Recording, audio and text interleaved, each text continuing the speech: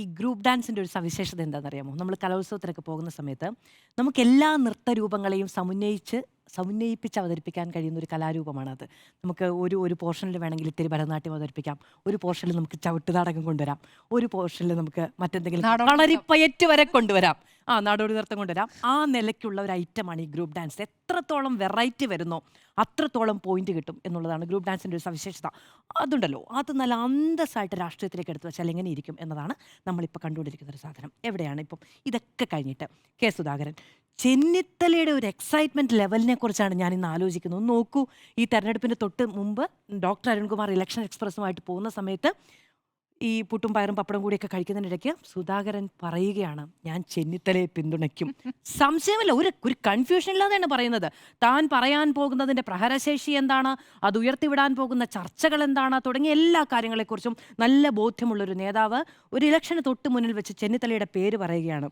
എന്നിട്ട് അതേ കെ സുധാകരൻ കേരളത്തിൻ്റെ ഭരണ നിർവഹണത്തിന് എത്രത്തോളം ആവശ്യമാണ് ഈ കാലഘട്ടത്തിൽ കെ.സി. വേണുഗോപാൽ എന്ന നീണ്ട കുറിപ്പ് കെട്ടിപ്പിടിച്ചുള്ള ഫോട്ടോയോടുകൂടെ പോസ്റ്റ് ചെയ്യുകയാണ്.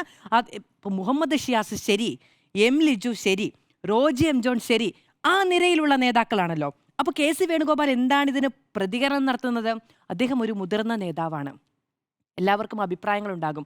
മുതിർന്ന നേതാവാണെങ്കിൽ അദ്ദേഹത്തിന് ഇതിലൊരു സ്റ്റേ ഉണ്ട് എന്നാണ് കെ.സി. വേണുഗോപാൽ പറയാതെ പറയുന്നത്. അപ്പോൾ ആ നിലയ്ക്കാണ് ഇത് പുരോഗമിക്കുന്നത്.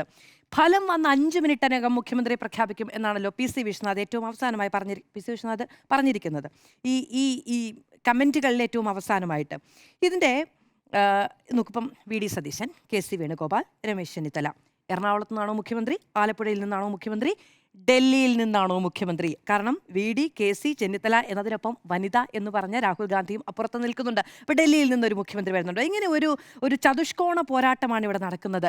ഇതിലാരുമില്ല, നേരത്തെ PR സുനിൽ പറഞ്ഞതുപോലെ മോഹമില്ലാത്തവർ, ഭൈമീ കാമുകന്മാരല്ലാത്തവർ ഭൂമിയിലും സ്വർഗത്തിലും പാതാളത്തിലും ഇല്ല എന്ന അവസ്ഥയിലാണ് ഈ കസാര കളി നടക്കുന്നത് എന്നതാണ്.